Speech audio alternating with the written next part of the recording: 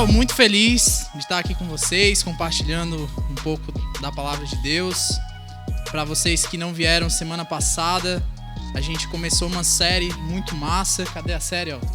O que é ser discípulo?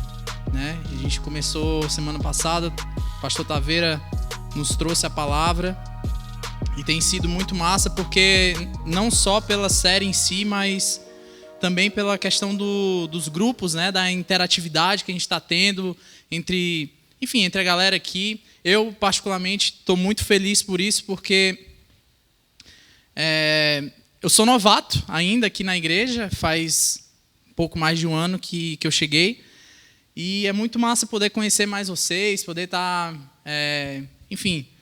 já me envolvendo mais. E feliz também com o nosso grupo, que vocês falaram que o melhor grupo era do Igor, mas o melhor é o da Mel, né? E muito, muito legal essa parada. E se você não tem participado muito, se joga, velho. Participa, faz os desafios, que no final a gente vai estar lá na Disney curtindo, vai ser muito top. E, enfim, mas não se iluda muito, não. Mas é isso. O que é ser discípulo, né? Baseado na oração de Jesus. Se você não sabe, a oração do Pai Nosso, né, ela está dentro de uma série de ensinamentos ali no Sermão do Monte. Você me pergunta, Guilherme, o que é o Sermão do Monte? Né? O Sermão do Monte foi um momento em que Jesus estava ali com seus discípulos e ele percebeu que havia uma multidão, né, seguindo, e ele parou ali, subiu no monte para começar a ensinar. E o Sermão do Monte ele começa em Mateus 5, a partir do versículo 1. E eu queria ler só esse primeiro versículo, porque ele diz: vendo as multidões, Jesus subiu ao monte e se assentou. Seus discípulos aproximaram-se dele e ele começou a ensiná-los. Eu quis trazer esse versículo para poder abordar uma questão. Aqui ele fala que Jesus ele senta, ele começa a ensinar a multidão, mas os seus discípulos se aproximaram. Em outras versões, fala que os discípulos de Jesus, eles assentaram-se ao redor dele, se sentaram ao redor dele. E isso traz uma ideia de intimidade, isso traz uma ideia de relacionamento que os discípulos tinham com Jesus. E nós não conseguimos ser discípulos de ninguém se a gente não conhece o nosso mestre. Né? Taveira, semana passada, estava falando que foi discipulado por um skatista profissional, né? Bob Burnquist, né, o nome dele? Algumas coisas o Taveira ensinou para ele, né? E outras coisas o mestre dele ensinou. Mas brincadeira, não foi, não. Essa piada só serve para quem anda de skate, né? Mas, enfim, se você quer ser discípulo de alguém e você não conhece o seu mestre, como é que você pode imitar essa pessoa? Como é que você pode saber o que se espelhar nessa pessoa? Às vezes a gente tem, algumas pessoas que a gente admira na internet, a gente assiste vídeos, a gente segue algumas coisas que ela fala, no Twitter, seja onde for, mas o convívio diário, se você não tiver com aquela pessoa, se você não conhece a forma de vida, você não tem como imitá-la, né? Então, eu queria ver com vocês assim nesse contexto de discípulo, né? Assim como eram os discípulos de Jesus. Como eram os discípulos de Jesus na época, né? E se você for parar para prestar atenção, ali Jesus ele estava ensinando para a multidão e os seus discípulos estavam mais próximos, né? E a gente pode se analisar, poxa, será que eu estou sendo multidão ou estou sendo discípulo? Será que eu estou ali sendo só mais um, vindo aqui sexta após sexta, junto com uma galera? Ou será que eu tenho realmente me aproximado de Jesus, que é quem a gente tem pregado, quem a gente tem mostrado aqui, quem a gente tem direcionado vocês a serem discípulos? Porque aqui a gente faz 1 a 1, né? A gente vê que tem muita gente já fazendo discipulado, mas a gente não está fazendo discípulos nossos, a gente está aqui fazendo discípulos de Jesus. Então, quem é você nessa história? Você é o discípulo que se assenta ao redor, ou você é uma multidão que está ali, às vezes escuta, às vezes não, às vezes, sabe, faz outra coisa, pega um celular, ou não, vou por aqui, sabe? Então, a gente precisa se analisar nesse aspecto, né? E no tempo de Jesus, como eram os discípulos? Não sei se você já se aprofundou nesse aspecto, mas não era fácil ser um discípulo na época de Jesus. Os discípulos, eles passavam por um árduo processo até se tornar um discípulo de alguém. Primeiro estágio da vida de um discípulo, eles iam criancinhas já estudar, e de 6 até os 10 anos, eles precisavam memorizar a Torá.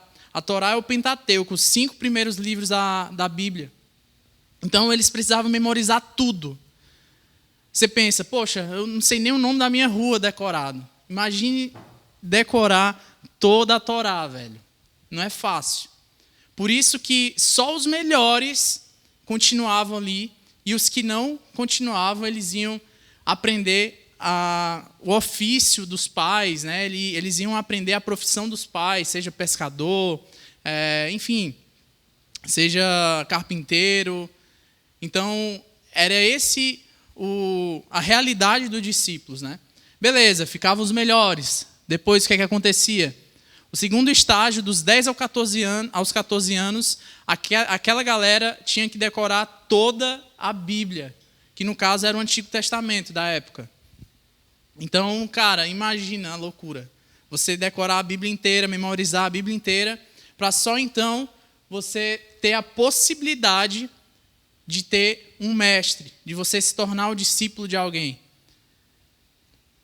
Não era simplesmente o cara na época, acordei aqui de manhã, estou a fim de ser discipulado, ele pegava o celular, não, vou ver aqui a lista de rabinos que eu posso solicitar aqui para me ensinar.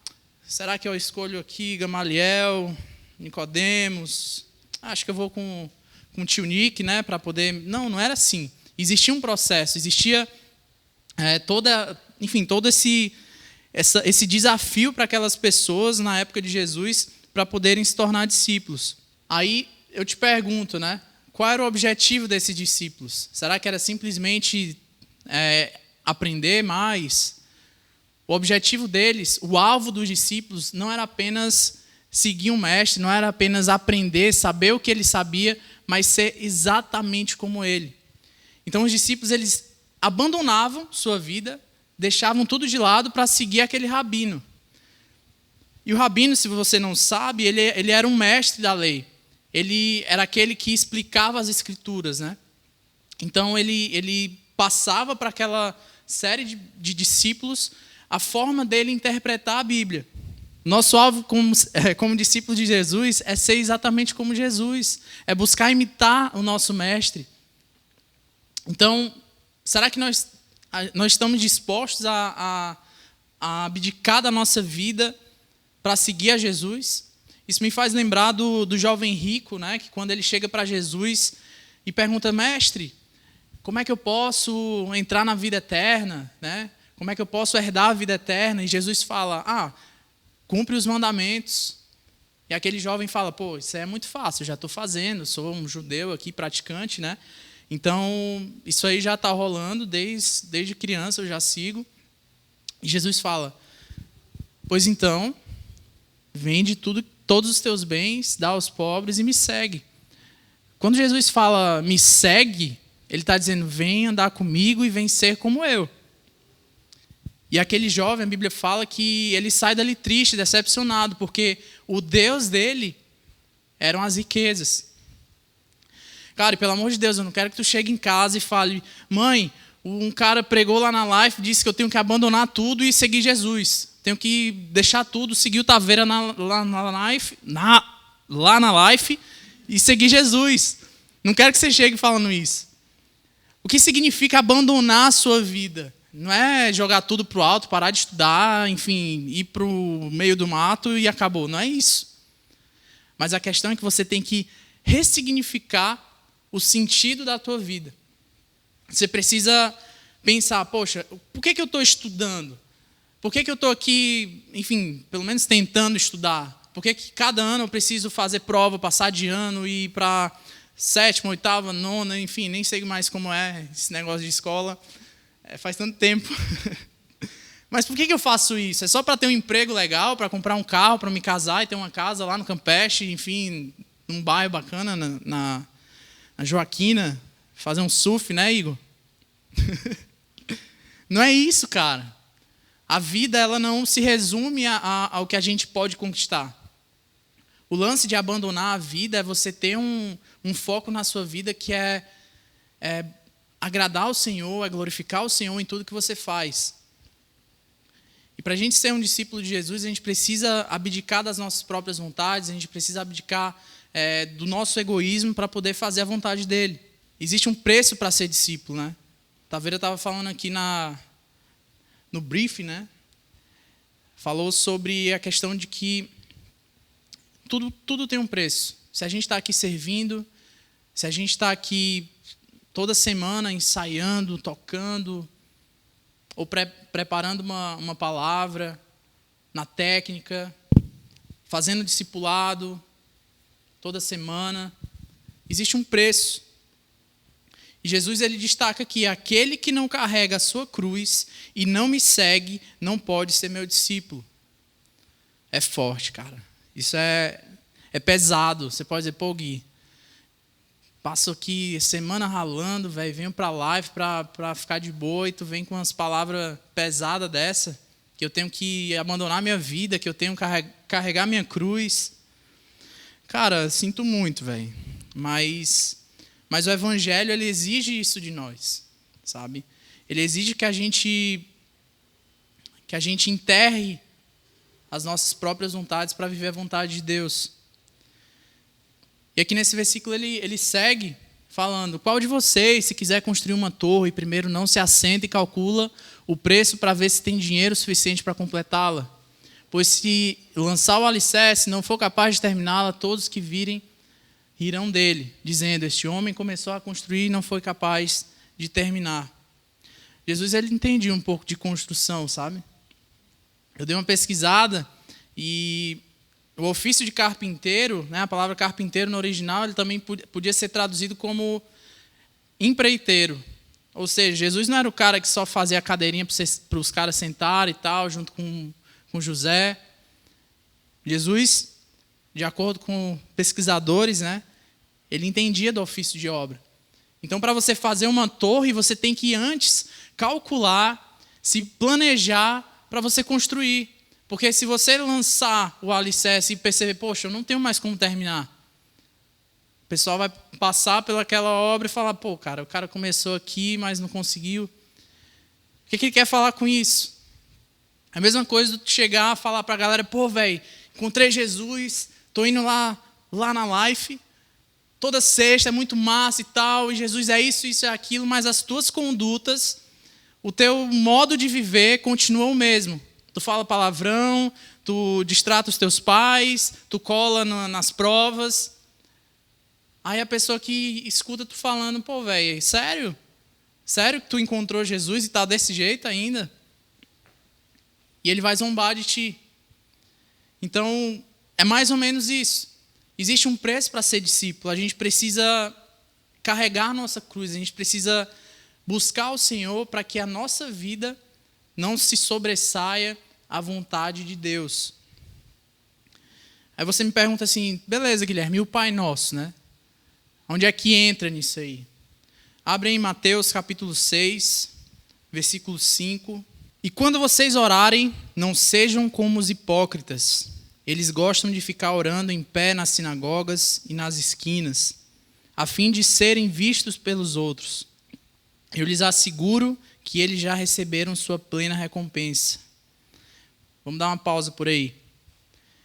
Jesus ele começa aquele ensinamento sobre oração falando sobre os hipócritas. E ele está se dirigindo aos fariseus. Os fariseus eles eram um grupo religioso que eles tinham como função, como objetivo, o zelo pela palavra, o zelo pela lei. Só que eles focavam tanto na lei que esqueciam um verdadeiro relacionamento com Deus. Então eles queriam demonstrar uma religiosidade, demonstrar que era melhor do que os outros, que oravam em voz alta, que eram conhecedores da palavra. E Jesus está alertando, não sejam como esses hipócritas. Porque a recompensa deles eles já receberam, que é o aplauso, que é o reconhecimento. E não é isso que Jesus está ensinando. Não é isso que Jesus quer de nós, que a gente demonstre uma religiosidade. Ele quer intimidade. E a passagem continua falando, mas quando você orar, vá para o seu quarto, feche a porta e ore ao seu pai, que está em secreto. Então, seu pai que vê no secreto, o recompensará. Que secreto é esse? Tem que entrar na caverna? Não. A questão não é o local. A questão é a forma que você ora a Deus. É no seu íntimo. É buscando intimidade, é buscando ter um relacionamento. Não precisa chegar no meio da rua, gritar, Senhor. Não precisa. Busca intimidade com o Senhor, busca um relacionamento com o Senhor. É isso que Ele quer. Vamos para frente. E Ele continua falando, e quando orarem, não fiquem sempre repetindo a mesma coisa, como fazem os pagãos. Eles pensam que por muito falarem, serão ouvidos. Não sejam iguais a eles, porque o seu Pai sabe do que vocês precisam antes mesmo de o pedirem. Jesus está falando aqui novamente. Precisa ficar repetindo como os pagãos. Os pagãos, eles acreditavam em outros deuses e a forma deles acharem que iam conquistar alguma coisa dos deuses dele era repetindo, era com rezas feitas. E eles achavam que repetindo aquilo ali, os deuses iam conceder aquele pedido. E não é isso que Jesus está querendo aqui. Mais uma vez, Ele está aqui combatendo a religiosidade. Ele está focando numa intimidade com Deus. Agora sim, vocês orem assim, Pai nosso que estás no céu, santificado seja o teu nome, venha o teu reino, seja feita a tua vontade, assim na terra como no céu. Dá-nos hoje o nosso pão de cada dia, perdoa as nossas dívidas, assim como perdoamos aos nossos devedores. E não nos deixes cair em tentação, mas livra-nos do mal, porque teu é o reino, o poder e a glória para sempre. Amém. Jesus ele começa falando como a gente não deve ser. Os discípulos não devem ser hipócritas. Fuja da hipocrisia. Você não está aqui para demonstrar nada a ninguém. Você está aqui para buscar um relacionamento com Deus. Então, assim como aqueles fariseus, a gente não deve ser hipócrita. Outra coisa, vaidade. A gente vê que ali ele está querendo demonstrar uma religiosidade, falar em voz alta, dizer que é melhor do que os outros. Não, a gente deve ser humilde. A gente deve buscar a Deus no nosso íntimo. O foco é o relacionamento com Jesus. A gente viu também semana passada que nós não devemos ser egoístas. Taveira falou, o Pai é nosso. Então, todo o Pai Nosso tem um sentido de coletividade. Nós precisamos olhar para o todo e não só para nós. Por fim, a busca por uma religiosidade. Não é esse o sentido da oração do Pai Nosso. A oração do Pai Nosso ela não é simplesmente um manual de como a gente deve orar, mas sim uma forma que a gente deve ter para a nossa vida, de como caminhar dia após dia, como a gente deve viver. Como deve ser a nossa conduta.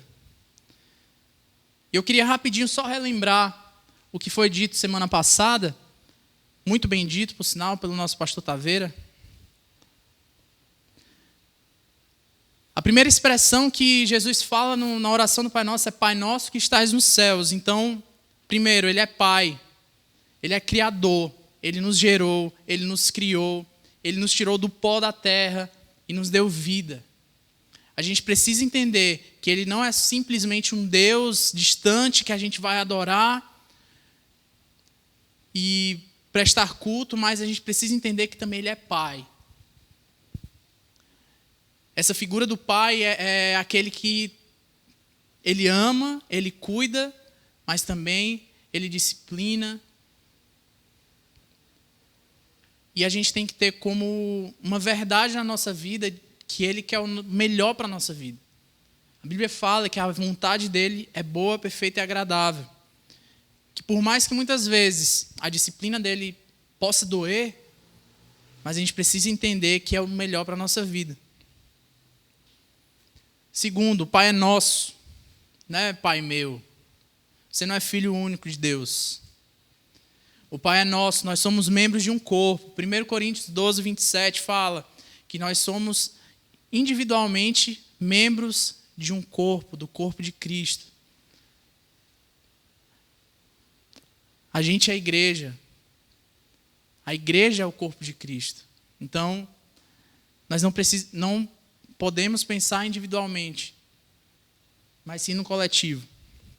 Por fim, Deus está nos céus. Isso nos remete à soberania dele, à transcendência de Deus.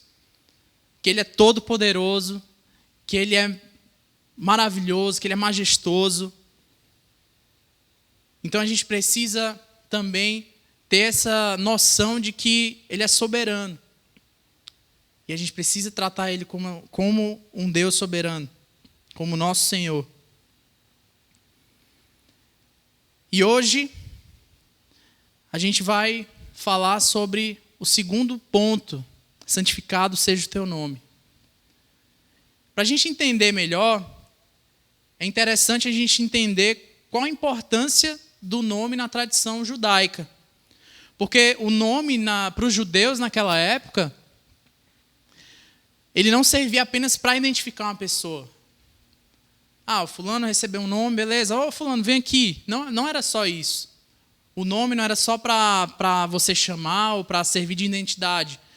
Ele representava muito mais do que isso.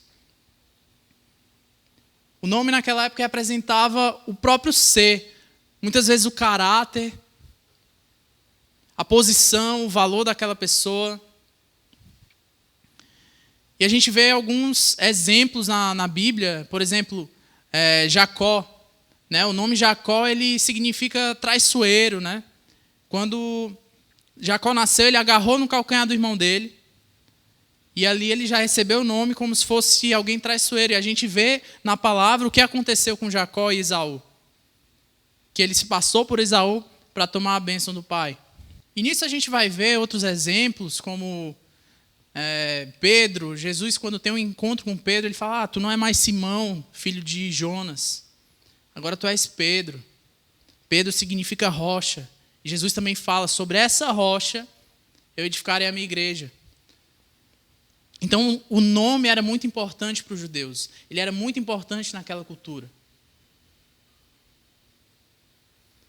E da mesma forma, o nome de Deus ele era sagrado para os judeus.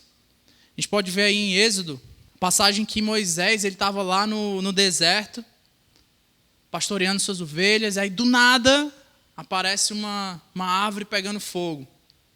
Imagina aí, tu passeando ali no Rio Vermelho. Não sei onde é que tem um deserto aqui, onde é que tem um deserto. Está ali no Rio Vermelho, de boa. Do nada aparece uma árvore pegando fogo, começa a falar: Igor, tu vai libertar os meus filhos lá da palhoça. Aí o Igor: vixe, compadre, que história é essa? Quem és tu? Uma voz saindo de uma árvore, e uma árvore que não para de queimar. E Deus fala para Moisés. Na verdade, Moisés perguntou: quando eu chegar, né, diante do povo de Israel, o que eu vou dizer?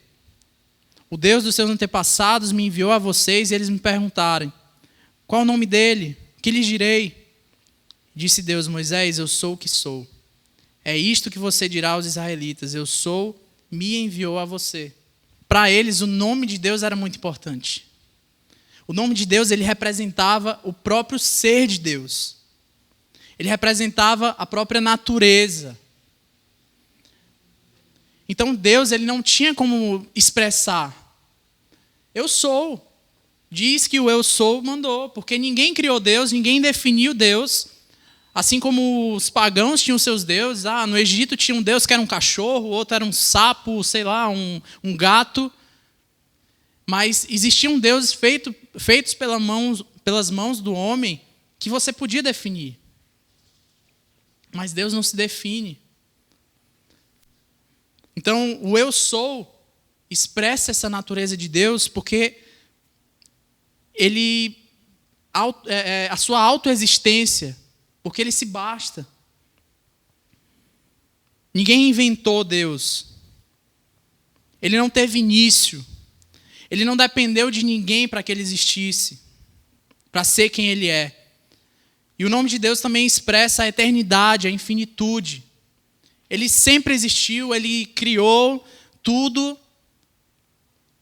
e ele sempre vai existir. Por fim, a sua imutabilidade. Ele também é um Deus que não muda. Ele é perfeito, ele é puro, ele é santo, ele é autossuficiente em si mesmo.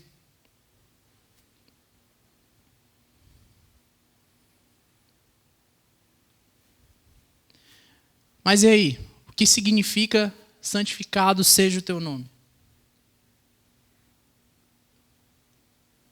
O que significa essa expressão? Se eu entendo que Deus ele é santo, se eu entendo que Deus ele autoexiste, ele não depende de ninguém, ele é eterno, ele é puro, ele é maravilhoso, o que é que eu, um mero mortal, posso fazer para tornar o nome de Deus santo?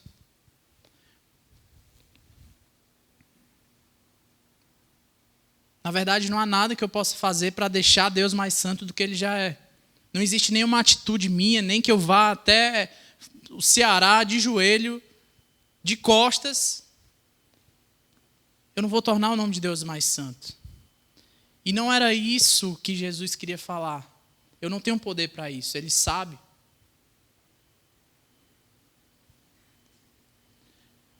Mas tem uma definição aqui que fala: santificar é separar de tudo o que é comum e profano. É estimar, prezar, honrar, reverenciar e adorar como divino e infinitamente abençoado. A gente precisa ter esse papel de separar o nome de Deus de tudo que é terreno, de tudo que é profano. E a gente precisa ter honra por esse nome. A gente precisa reverenciar, adorá-lo. Outra definição de Russell Shedd, ele fala: santificar o nome de Deus implica em viver de uma maneira tal que sua santidade se manifeste em seus filhos. Olha que massa isso, velho. Santificar o nome de Deus, ela implica em que a gente, com a nossa vida, possa manifestar a santidade de Deus. Olha a responsabilidade que a gente tem também. A nossa vida precisa expressar isso.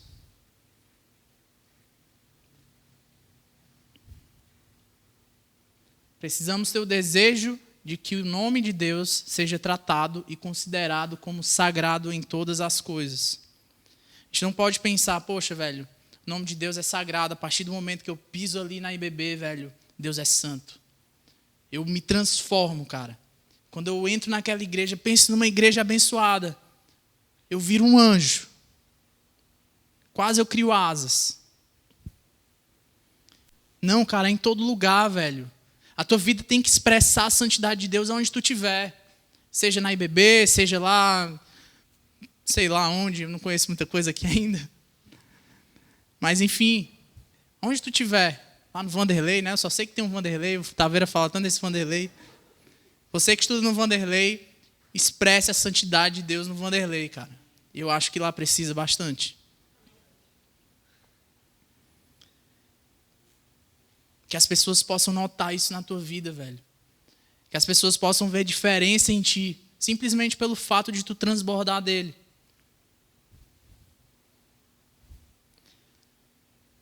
Devemos expressar a santidade de Deus com a nossa própria vida e com a nossa conduta.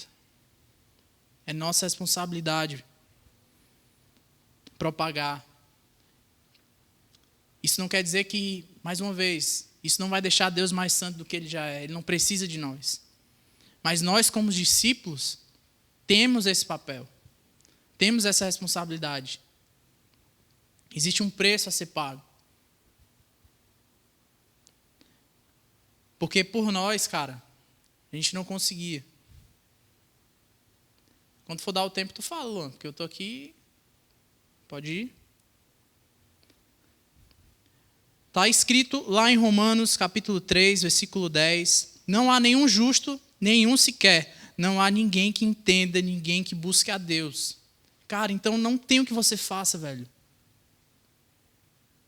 Tá dando para entender? A gente precisa dar o nosso melhor, a gente precisa fazer isso, mas as nossas atitudes não dependem de nós, não vêm de nós.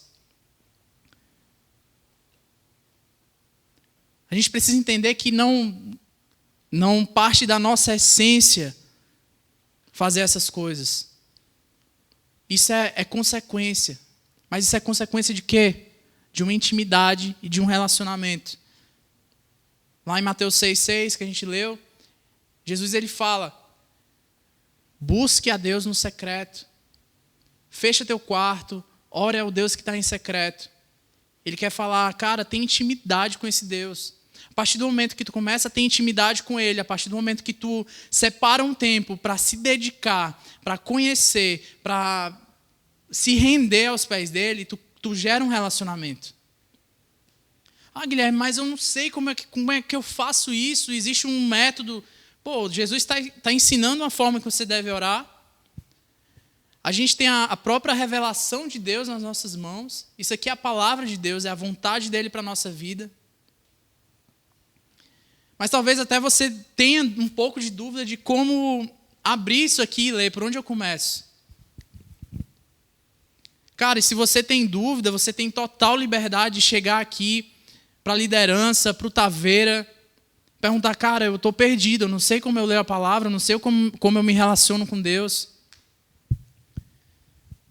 Cara, abre a tua Bíblia, começa a ler um evangelho que fala da história de Jesus.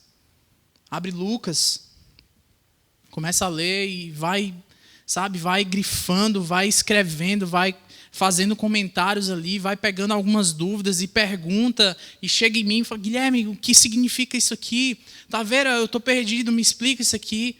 Cara, mas tu tem que começar, velho. Tu tem que começar a buscar entender qual é a história que tem nesse livro aqui. A entender o que significa esse evangelho. Porque o evangelho, ele significa uma boa notícia. E ninguém diz, poxa, eu tenho uma boa notícia, e tu chega, beleza. Cara, eu particularmente sou muito curioso, velho. Quando a Milena chega para mim falando, Guilherme, tem uma coisa, cara, o que é? Ela esses dias postou um negócio aí na internet, fez uma trollagem comigo, dizendo, cara, eu não acredito, sabe, fazendo um vídeo lá, não acredito, ela tá grávida. Eu perguntei quem? Achava que era alguém mesmo, mas não era. Então, tipo assim, existe uma boa nova, existe uma novidade ali para ti, não quero saber aqui, talvez seja legal. Não, cara, é a tua vida, é a eternidade. Então a gente precisa buscar a Deus, a gente precisa ter um relacionamento com Ele, a gente só vai conseguir isso com intimidade. E a partir da nossa intimidade, a gente é transformado, a gente recebe o Espírito Santo na nossa vida e a gente é capaz de fazer isso que Jesus está nos chamando a fazer, santificar o nome de Deus. Quais são as consequências dessa atitude de ter uma intimidade com Ele? Aí a gente vai entender as coisas que agradam a Deus, a gente vai entender as coisas que desagradam a Deus. A partir do momento que a gente tem um real encontro com Ele, a partir do momento que a gente é transformado, a gente vai ter uma aversão a tudo aquilo que Deus odeia, que é o pecado. Você já recebeu alguém em casa que você não conhecia? Cara, você não sabe como tratar, você não sabe o que aquela pessoa gosta de comer, o que ela gosta de conversar. Se você vai receber alguém que você não conhece, cara, você fica perdido. Da mesma forma, como é que eu vou servir alguém? Como é que eu vou ser discípulo de alguém que eu não conheço? Então Deus, a gente precisa conhecer a vontade dele, a gente precisa conhecer a essência de Deus e ela está revelada na palavra. A gente tendo aversão ao pecado, a gente precisa também ter submissão a Deus. Ser submisso é você ser obediente, é você estar sobre a mesma missão. Você seguir a vontade dele e negar as suas próprias vontades. E quando a gente é submisso, a gente começa a ter um testemunho que propaga esse Deus que a gente serve, propaga a mensagem do Evangelho. E junto ao testemunho, as boas obras.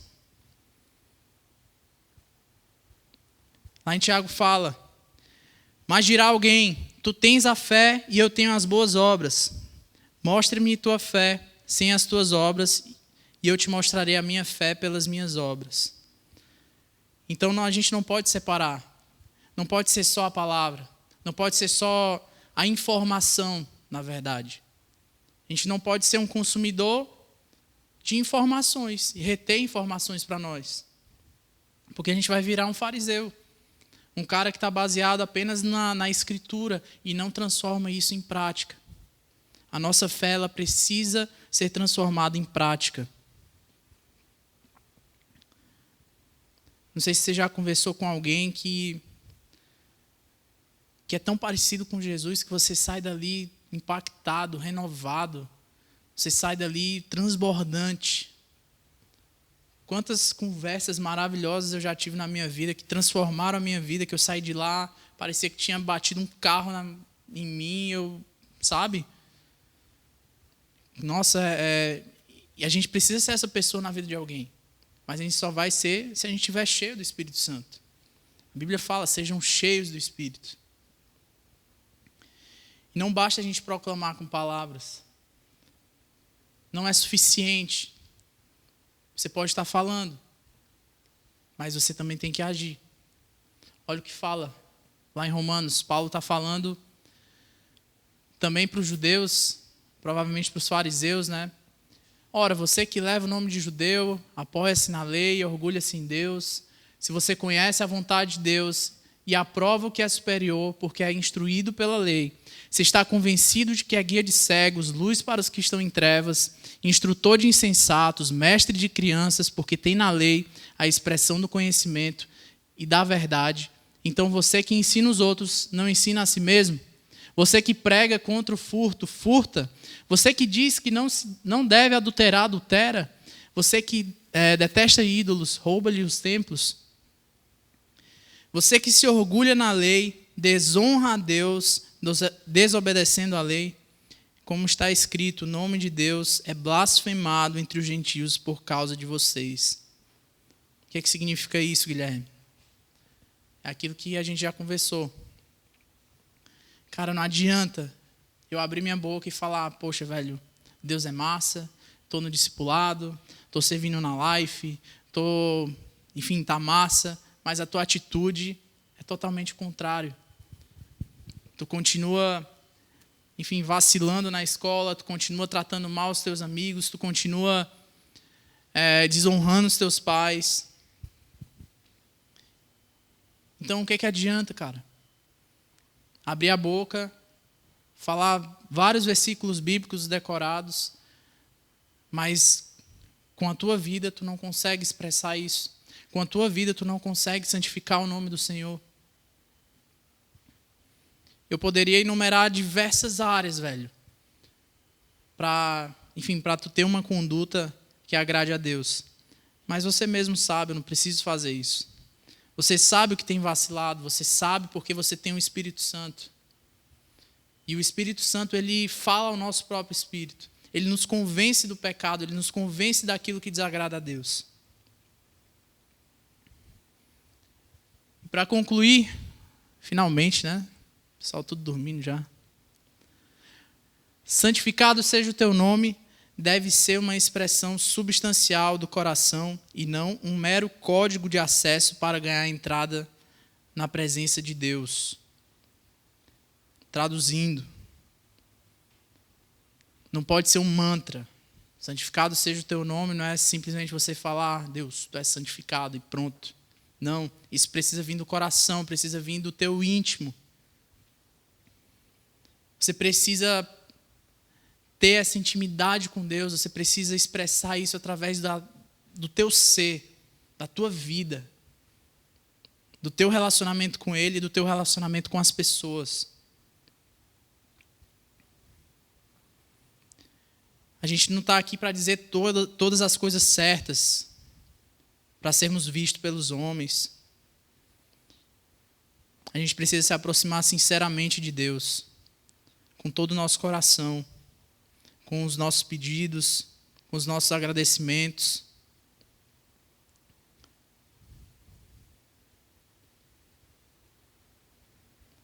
Olha o que diz lá em 2 Crônicas. Se o meu povo, que se chama pelo meu nome, se humilhar e orar, e buscar a minha face, e se afastar dos seus maus caminhos, dos céus o ouvirei, perdoarei o seu pecado e curarei a sua terra.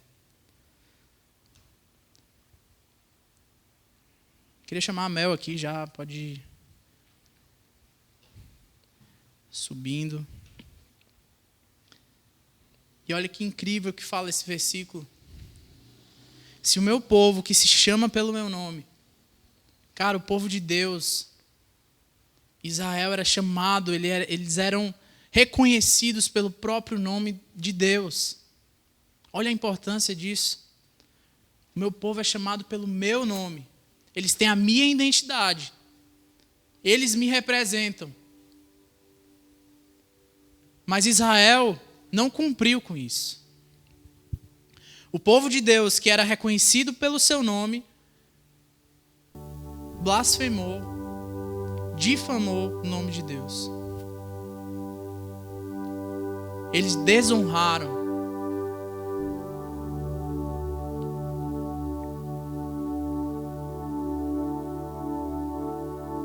Eles não cumpriram o seu papel como discípulos, como filhos. Mas agora, essa honra, ela se estende a nós, através de Jesus. Nós temos esse privilégio de sermos chamados filhos de Deus, por meio de Cristo que morreu por nós. Isso é incrível, cara. Isso é maravilhoso, isso é grandioso. Talvez você não consiga ter uma dimensão do quão grande isso é. Mas a partir do momento que a gente é selado pelo Espírito, que a gente entrega a nossa vida, a gente é adotado como filho. E a gente tem a possibilidade de ter um relacionamento íntimo com o Pai, de ser chamado de discípulo de Jesus. Fecha teu olho, vamos orar.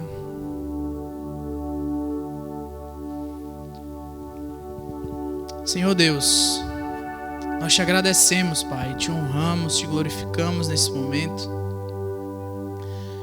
Como é maravilhoso, Senhor, poder dizer que nós temos um Deus que é Pai, um Deus que cuida de nós, um Deus que nos disciplina, que se preocupa com cada detalhe da nossa vida, Pai. Como é libertador saber que não há nada que a gente possa fazer para merecer isso, Senhor, mas o Senhor já entregou o Teu Filho naquela cruz, Senhor, para que a gente não precisasse mais fazer nada. O sacrifício já foi feito. O preço já foi pago, Senhor.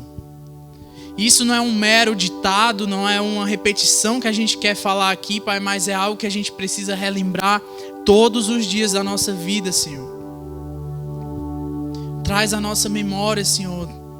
Aquece o nosso coração, Deus, para que a gente possa entender que a nossa vida pertence a Ti, Deus, que o único sentido da nossa vida é Te honrar, é Te glorificar, Pai. Nós queremos santificar o Teu santo nome, Deus. Nós queremos expressar isso com a nossa vida. Nós queremos ser reconhecidos, Senhor, pelo Teu nome, Pai. E nesse momento, Senhor, eu queria pedir, Senhor, por cada um aqui, Deus. Eu não conheço todas as pessoas nesse local. Eu não conheço, enfim, as lutas de cada um aqui, Deus. Mas o Senhor conhece cada um, o íntimo de cada um. O Senhor se preocupa com cada adolescente que está aqui nessa noite, Pai. E Deus, eu quero te pedir nesse momento, Senhor, por aquele que não te conhece ainda, Deus, que tem se interessado a te conhecer, a ter uma intimidade contigo, mas muitas vezes não sabe como, ou tem algum outro impedimento, seja na família, seja no cotidiano.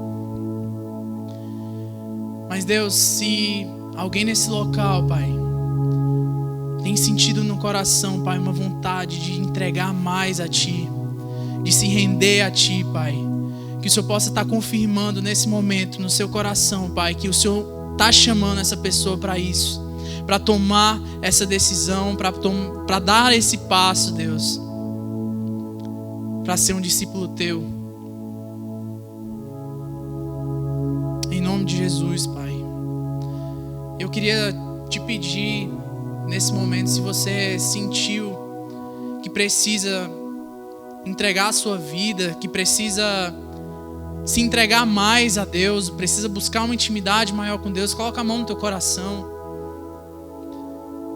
como um gesto de poder realmente entregar isso a Deus.